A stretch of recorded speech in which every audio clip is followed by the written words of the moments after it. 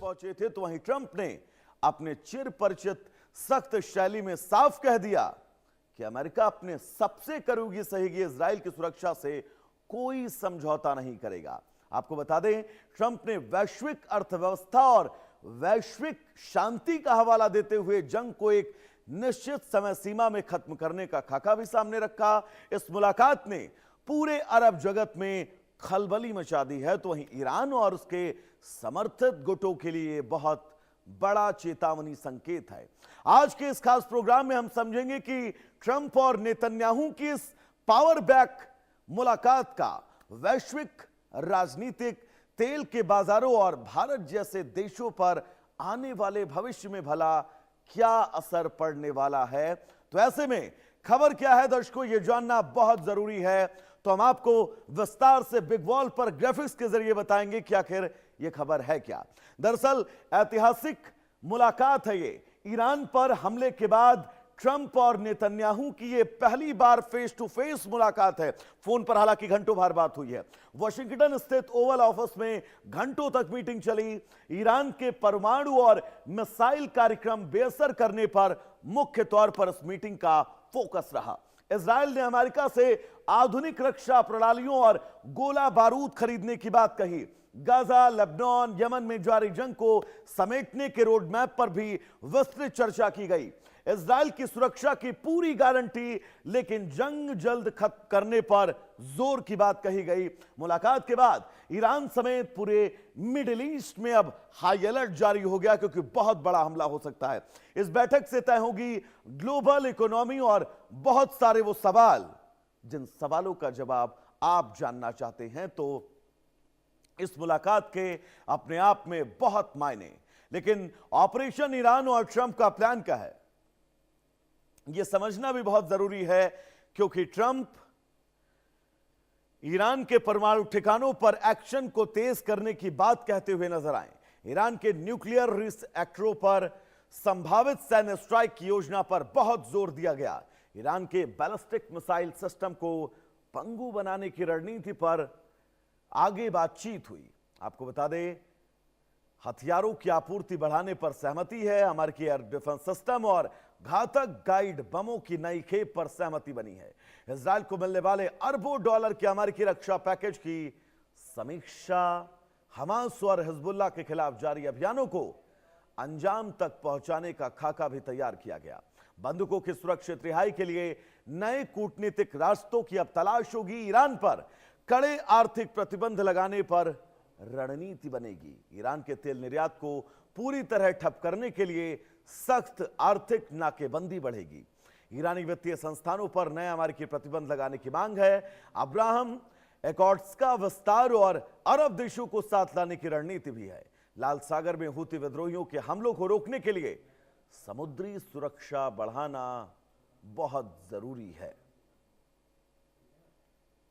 तो operation Iran में Donald Trump का यह प्लान बी, जिसका पूरा विस्तार हम आपको ग्राफिक्स के जरिए समझा रहे हैं। और इस प्लान बी के जरिए आप समझिए, ईरान के तेल आपूर्ति निर्यात को ठप करना और सख्त आर्थिक नाकेबंदी करना, यह सबसे महत्वपूर्ण पहलू है इस प्लान बी का।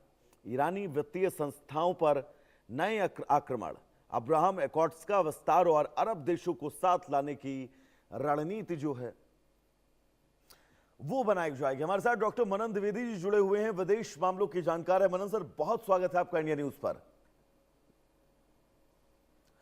मनन सर, नेतन्याहू और डोनाल्ड ट्रंप की मुलाकात, जिस पर पूरी दुनिया की नजरें थी, खासतौर पर खाड़ी देशों की, इस मुलाकात के जरिए क्या यह समझा जाए कि आने वाले वक्त में यह युद्ध बहुत तेजी के साथ आगे बढ़ेगा, या फिर स्थितियां थोड़ा सा डिप्लोमेट्स की तरफ आगे बढ़ेंगी? देखिए, मैं यहाँ पर ये कहना चाहूंगा कि एक तरीके से जो एक आध दिन पहले जेलेंस्की भी गए हैं यूक्रेन से प्रेसिडेंट डोनाल्ड ट्रंप से मिलने, और बीबी जो उनका फ्रेंडली और निकनेम है बेंजामिन नेतान्याहू का, वो भी व्हाइट हाउस में देखे गए ओवल ऑफिस में। तो मुझे लगता है कहीं ना कहीं प्रेसिडेंट डोनाल्ड ट्रंप को और अमेरिकन एस्टेब्लिशमेंट को ये एक तरह की नाराजगी है इजराइल से और बेंजामिन नेतान्याहू से। पर मैं यहाँ पर ये भी कहना चाहूंगा कि ये पब्लिक पॉस्चरिंग पब्लिक डिप्लोमेसी, लोक कूटनीति का एक पोस्चरिंग भी हो सकती है। पर फिर भी ऐसा है कि जिस तरीके से अमेरिका की इंस्ट्रक्शंस को, अमेरिका की जो पॉलिसी है, फॉरेन पॉलिसी है और जो वॉर पॉलिसी है, उसको थोड़ा बहुत इग्नोर करके बेंजामिन नेतन्याहू ने लगातार लेबनान में हिजबुल्लाह के साथ जो युद्ध जारी रखा है, उसको देखते हुए हमें ये लगता है कि कहीं न कहीं संबंधों में अमेरिका और तेल अवीव के बीच में भी खटास आ गई है। और सबसे बड़ी बात ये है, मैं ये कहना चाहूंगा कि ये युद्ध बिल्कुल जारी रहेगा और ये एक तरीके का स्लीपिंग वॉर है, जैसा कि ह्यूगो ग्रोशियस, जो अंतर्राष्ट्रीय विधि के प्रणेता कहे जाते हैं ऐतिहासिक रूप से, कभी युद्ध होता रहेगा, कभी सैंक्शंस डाले जाते रहेंगे और एक तरीके से जो नॉन वॉरिंग एक्टिविटीज है वो कंटिन्यू करेंगी। उसके अलावा मैं यहाँ पर ये कहना चाहूंगा कि इजराइल की जो आंतरिक राजनीतिक पृष्ठभूमि है, जो एज अ डेमोक्रेसी जो इजराइल अपने आप को प्राउड फील करता है और इस मैसेज को बड़े ही स्वेच्छा से प्रेषित करता है, वो भी कहीं ना कहीं खतरे में तो नहीं है, मैं ये नहीं कहूंगा। पर 23 अक्टूबर को इजराइल के प्राइम मिनिस्टेरियल इलेक्शंस होने वाले हैं, तो मुझे लगता है एक मुद्दा ये भी था कि बेंजामिन नेतन्याहू यानी बीवी गए ओवल ऑफिस और वहां पर अपने लिए प्रेसिडेंट डोनाल्ड ट्रंप का और अमेरिका की सारी लॉबीज का सपोर्ट अपने लिए वो वहां पर कॉन्क्रीटाइज करके बनवा के लाए हैं। और अगर हम देखें तो हम ये पाएंगे कि इजराइल में भी इंटरनल डिसेंशंस हैं। और सबसे बड़ी बात, अंतिम बात मैं ये कहना चाहूंगा कि यूथ को साथ लेके चलना बेंजामिन नेतन्याहू जी के लिए, बीबी के लिए बहुत जरूरी है, जी। जो मुझे लगता है वो अच्छी तरीके से कर रहे हैं। अपोजिशन कहां पे नहीं होता, भारत में भी अपोजिशन है, इजराइल में भी अपोजिशन है। तो कहीं ना कहीं जिस तरीके से रिक्रूटमेंट को लेकर डिबेट होती रहती है, मिलिट्री रिक्रूटमेंट को लेकर इंटरनल डिफरेंसेस होते हैं इजराइल में, उसके चलते बेंजामिन नेतन्याहू ये एसरटेन कर रहे हैं कि इलेक्शन में एक बार फिर 23 अक्टूबर को जो डिक्लेयर किए हैं नेसेट ने, वापस से बेंजामिन नेतन्याहू ये वहां की प्राइम मिनिस्टर की गद्दी पर काबिज हों।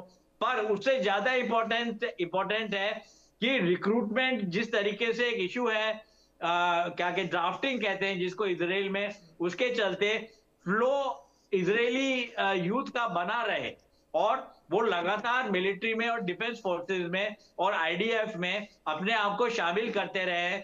इसी को कॉन्क्रिटाइज करना चाहते हैं, इस फैक्ट को अंडरलाइन करना चाहते हैं Netanyahu.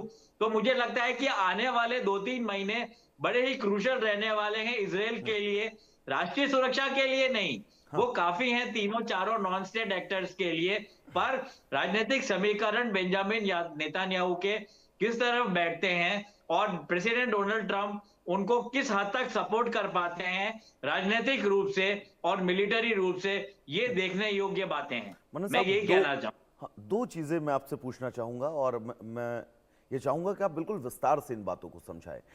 America, Israel, Donald Trump और नेतन्याहू, इन दोनों में से कौन सा ऐसा देश, कौन सी ऐसी शख्सियत है जो ईरान के साथ चल रहे इस युद्ध को लगातार जारी रखना चाहेगी?